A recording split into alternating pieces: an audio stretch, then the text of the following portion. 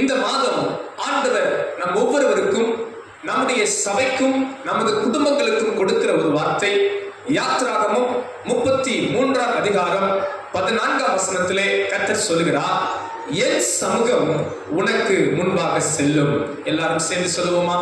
என் சமூகம் உனக்கு முன்பாக செல்லும்.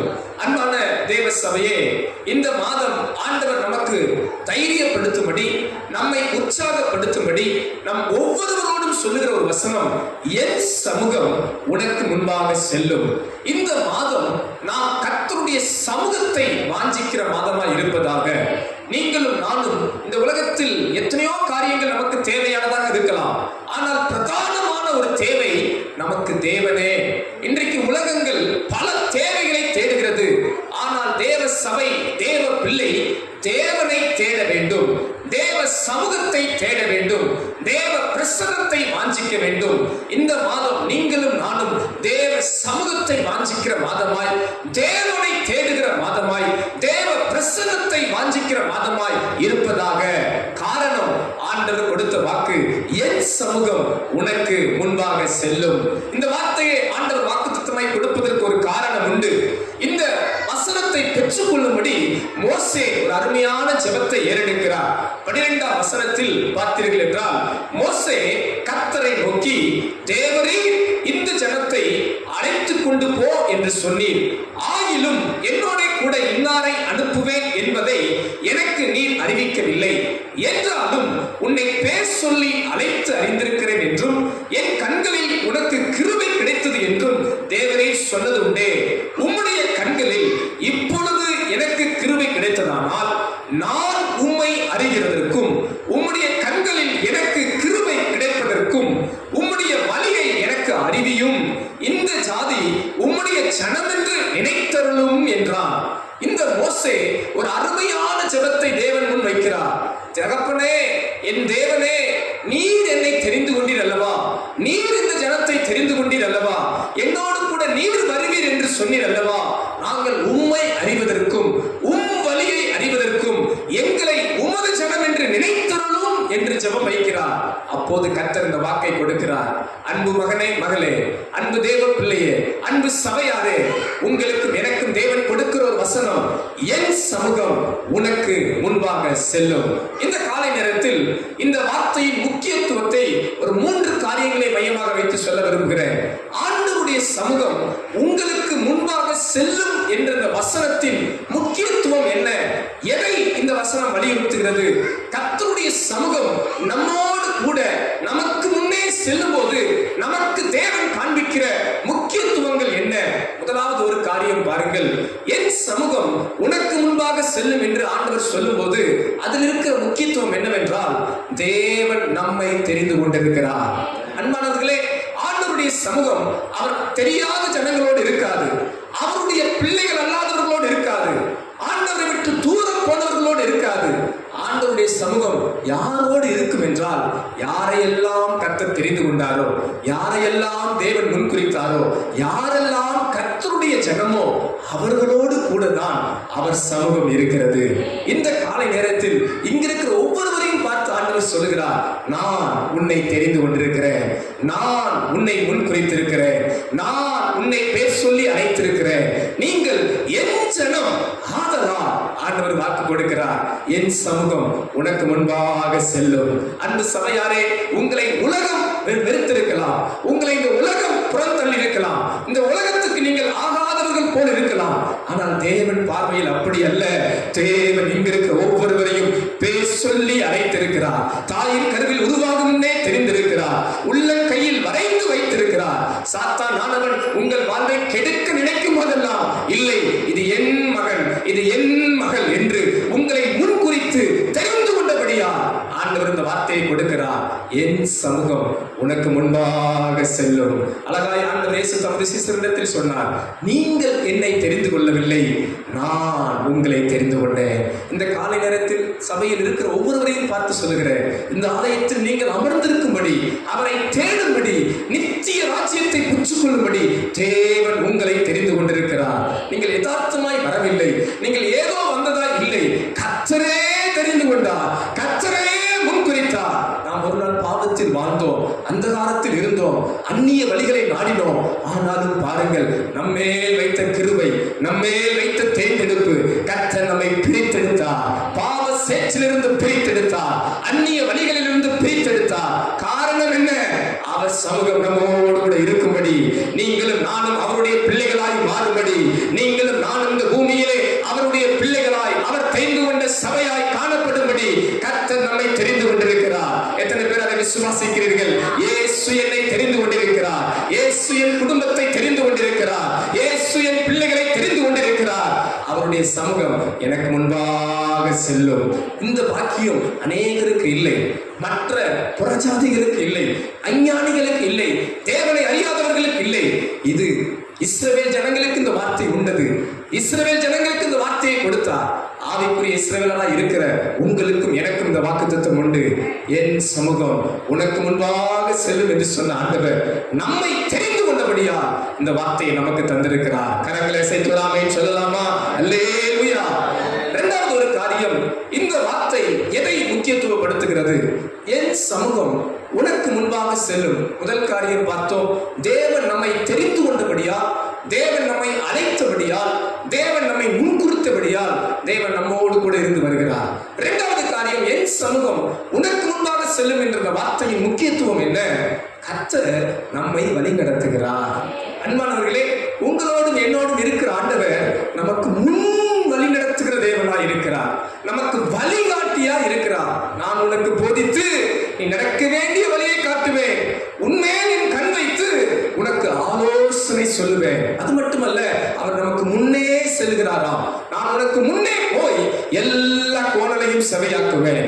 அன்பு தேவ சபையாரே, நான் விசுவாசிக்கிறேன், இந்த மாதம் கர்த்தர் உங்களுக்கு முன்னே இருப்பார், அவர் உங்களுக்கு முன் நடப்பார், அவர் உங்களுக்கு முன் சென்று எல்லா காரியங்களையும் செவைப்படுத்துவார். இந்த மாதம் உங்களுக்கான காரியம், உங்கள் குடும்பத்துக்கான காரியம், உங்கள் ஆவிக்குரிய காரியம் எல்லாவற்றுக்கும் தேவன் முன்னாக இருப்பார். எத்தனை பேர் அதை விசுவாசிக்கிறீர்கள்?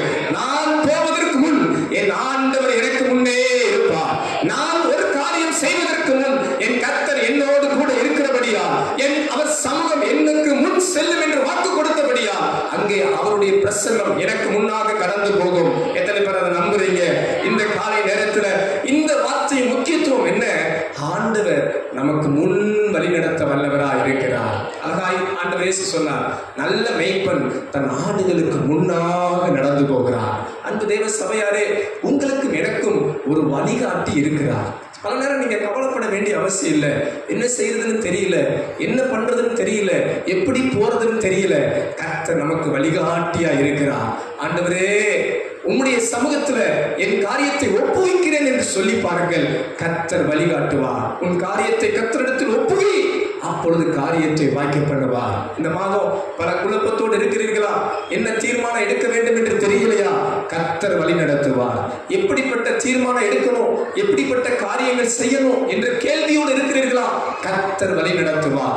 அவர் சமூகம் உங்களுக்கு முன்பாக செல்லுகிறபடியா அவர் உங்களுக்கு வழிகாட்டியா இருப்பார்.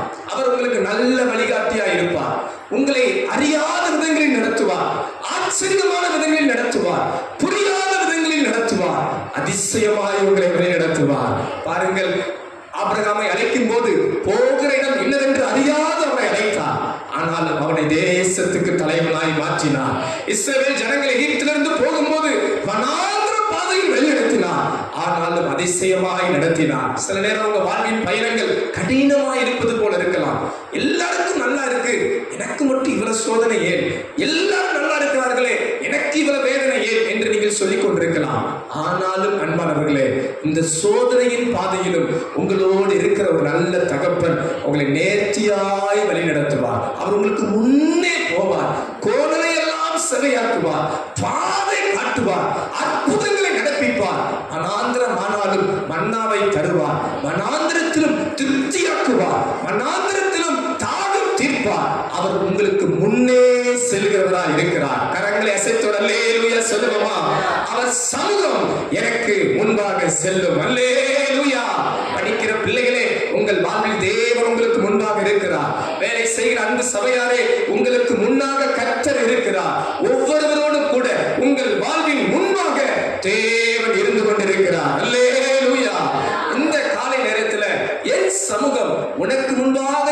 என்ற வார்த்தையின் முக்கியத்துவம் என்ன? அவர் நமக்கு முன்பாக இருந்து வழிகாட்டுகிற நல்ல தகப்பனாக இருக்கிறார். இந்த மாதம் கர்த்தர் எனக்கு வழிகாட்டுவார். எத்தனை பேர் ஆமென் சொல்றீங்க? எத்தனை பேர் விசுவாசிக்கிறீங்க? இந்த மாதம் கர்த்தர் எனக்கு வழிகாட்டுவார், அவர் என்னை வழி நடத்துவார். பயப்பட வேண்டியதில்லை. இந்த மாதம் தேவையை நினைச்சு நான் பயப்பட மாட்டேன். இந்த மாதம் கஷ்டத்தை நினைச்சு கவலைப்பட மாட்டேன். இந்த மாதம் எனக்கு இருக்கிற பலவீனங்களை நினைச்சு நான் பயப்பட மாட்டேன். என் ஆண்டவர் என்னை வழி நடத்துவார், என் தகப்பன் என்னை வழி நடத்துவார். அந்த மலையில் என்ன நடக்கும் தெரியாது, யெகோவா ஈரே பார்த்து கொள்வார். ஆபிரகாம் தனது மகனாக ஈசாக்கை அழைத்துக் கொண்டு மலையின் உச்சிக்கு போகிறார். பலி செலுத்த வேண்டிய ஆடு ஆபிரகாம் தான், ஆனாலும் பலி செலுத்த வேண்டிய ஆடு ஈசாக்கு தான். ஈசாக்கு கேட்கிறான், அப்பா தகப்பனே ஆட்டுக்குட்டி எங்கே?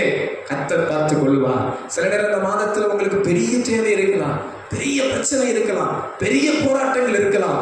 விசுவாசத்தோடு சொல்லுங்கள், அவர் எனக்கு முன்பாக செல்கிறபடியா அவர் என்னை இந்த மாதத்தில் வழி நடத்துவார். யெகோவா ஈரே எனக்காக பார்த்து கொள்வார். பெரிய பிரச்சனை போன்று தோன்றும், ஆனால் ஆண்டவருடைய நாமத்தை சொல்லி நான் வாக்குத்தத்தமாய் சொல்லுகிறேன், மலை போன்று தோன்றுகிற பிரச்சனைகளை தேவன் ஒன்றுமில்லாமல் மாற பண்ணுவார். பெரிய பிரச்சனை போன்று ஏசா படையெடுத்து வருகிறார் என்று நடுக்கத்தோடு பலர் பயமுறுத்துவார்கள். ஆனால் இந்த மாதம் நீங்க தேவ சமூகத்தை வாஞ்சித்து ஒரு யாக்கோபு போல ஆண்டவரே என்று போராடுங்கள். ஏசா படையெடுத்து வந்தாலும் அவன் உங்களை கட்டி பிடித்துக் கொள்வான். அது ஒரு எளிமையான காரியமாய் மாறிவிடும். பெரும் கோபம் பெரிய தயவாய் மாறிவிடும். எத்தனை பேர் விசுவாசிக்கிறீர்கள்? இந்த மாதம் நீங்க தேவ சமூகத்தை வாஞ்சித்து தேவ சமூகத்தை நாடுங்கள். ஆண்டவர் கொடுக்கிற வாக்குத்தத்தம், அவர் உங்களுக்கு முன்பாக வழி காட்டுவார். எத்தனை பேர் அதை விசுவாசிக்கிறீங்க? இந்த வார்த்தையின் முக்கியத்துவம் என்ன? முதல் காரியம், அவர் உங்களை தெரிந்தெடுத்து உங்களை முன்குறித்து உங்களை பிரித்தெடுத்து அவர் சமூகம் உங்களோடு இருக்கிறதை காண்பிக்கிறார். இரண்டாவது காரியம் என்ன? அவர் உங்களுக்கு வழிகாட்டி அவர் உங்களுக்கு முன்பாக சென்று அவர் உங்களோடு கூட இருக்கிறதை காண்பிக்கிறார். மூன்றாவது ஒரு காரியம், கடைசியாக, என் சமூகம் உனக்கு முன்பாக செல்லும் என்ற காரியத்தின் முக்கியத்துவம் என்ன? 16ஆம் வசனத்தை நீங்க வாசிக்கலாமா? 16ஆம் வசனம் வாசியுங்கள். எனக்கும் உமது ஜனத்துக்கும் உம்முடைய கண்களில் கிருபை கிடைத்தது என்பது எதினால் அறியப்படும்? நீர் எங்களோட வருவதனால் அல்லவா? இப்படியே பூமியின் மேலுள்ள ஜனங்கள் எல்லாரிலும் நானும் உம்முடைய ஜனங்களும் விசேஷித்தவர்கள் என்று விளங்கும் என்றான். ஒரு ஆமென் சொல்லலாமா? அன்பானவர்களே, என் சமூகம் உனக்கு முன்பாக செல்லும் என்று ஆண்டவர் கொடுக்கிற வாக்குத்தத்தத்தின் முக்கியத்துவம் என்ன? முதல் காரியம், தேவன் தெரிந்து கொண்டதால் அவர் சமூகம் நம்மோடு இருக்கிறது. இரண்டாவது காரியம், தேவன் நம்மை வழிநடத்துவதால் அவர் சமூகம் நம்மோடு இருக்கிறது. மூன்றாவது காரியம், மோசே அழகாய் சொல்கிறார், நாங்கள் எதினால் ஆண்டவரே விசேஷித்தமானவர்கள், நீர் எங்களோடு கூட வருவதனால் அல்லவா? நீர் எங்களோடு கூட இராமல் போனார். 15ஆம் வசனம் சொல்கிறது, அப்பொழுது அவன் அவரை நோக்கி, உம்முடைய சமூகம் என்னோட கூட செல்லாமல் போனால் எங்களை இவ்விடத்திலிருந்து கொண்டு போகாதிரும்.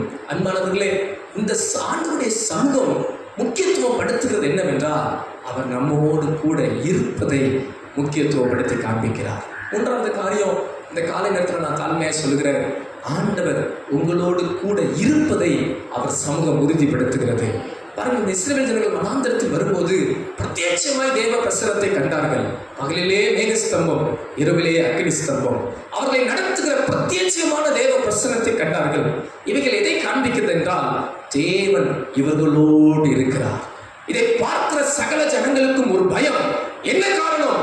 தேவன் இவர்களோடு இருக்கிறார். இந்த காலை நேரத்தில் ஆண்டவர் கொடுத்த இந்த வார்த்தையின் முக்கியத்துவம் என்ன?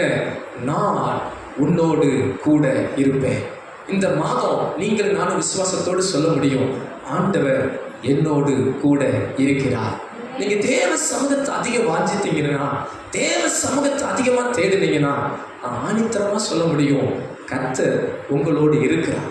பலர் உங்களை பார்த்து என்னன்னாலும் சொல்லட்டும், உங்கள்கிட்ட பணம் இல்லைன்னு சொல்லட்டும், உங்கள்கிட்ட திறமை இல்லைன்னு சொல்லட்டும், உங்கள்கிட்ட ஞானம் இல்லைன்னு சொல்லட்டும், உங்களுக்கு நல்ல எதிர்காலம் இல்லைன்னு சொல்லட்டும், இல்லை பல தூசணமான வார்த்தைகளை பேசட்டும், இல்லை இந்த உலகம் என்னென்னமோ சொல்லட்டும், சாத்தான் உங்களை பயமுறுத்தட்டும்.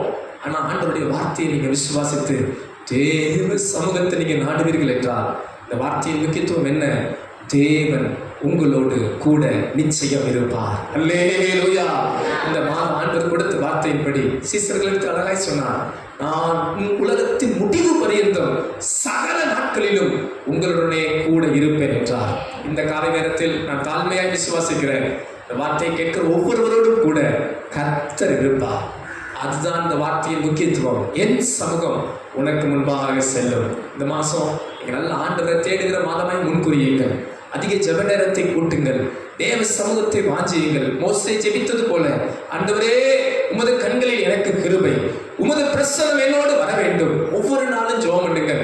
ஒவ்வொரு நாளும் காலையில் நீங்கள் பள்ளிக்கு போகும்போது, கல்லூரிக்கு போகும்போது, வேலைக்கு போகும்போது, இல்லை எந்த ஒரு ஊழியத்துக்கு போகும்போது ஜெபத்தோடு செல்லுங்கள். உங்க சமூகம் என்னோடு வர வேண்டும் என்று ஜெபித்து செல்லுங்கள்.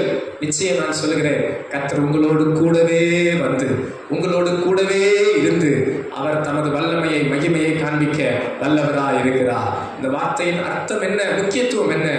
ஆண்டவர் உங்களோடு கூட இருப்பேன் என்று வாக்குரைத்திருக்கிறார். அல்லேலூயா! எல்லாரும் சேர்ந்து சொல்லுமா, என் சமூகம் உனக்கு முன்பாக செல்லும். இந்த வார்த்தையின் முக்கியத்துவம் என்ன?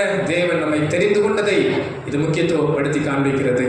தேவன் நம்மை வழிநடத்துவதை இது முக்கியத்துவப்படுத்தி காண்பிக்கிறது. மூன்றாவது காரியம், அவர் நம்மோடு கூட இருப்பதை இந்த வசனம் முக்கியத்துவப்படுத்தி காண்பிக்கிறது. இந்த வார்த்தையின்படியே இந்த மாதம் எல்லாம் கர்த்தருடைய சமூகம் உங்களுக்கு முன்பாக கடந்து செல்வதாக. அப்படி எல்லாரும் கண்களை மூடி கரங்களை தட்டி ஆண்டவருக்கு நன்றி சொல்லுவோம்.